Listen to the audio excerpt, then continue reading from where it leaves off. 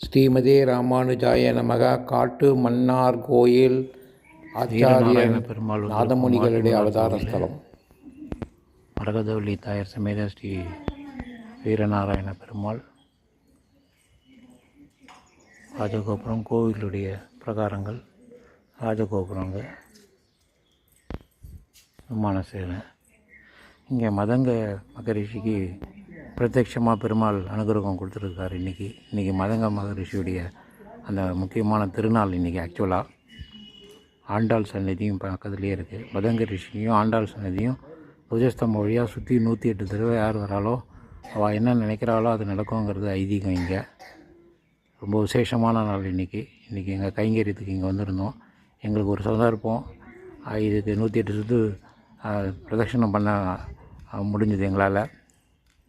Narayana Narayana Narayana Narayana Narayana.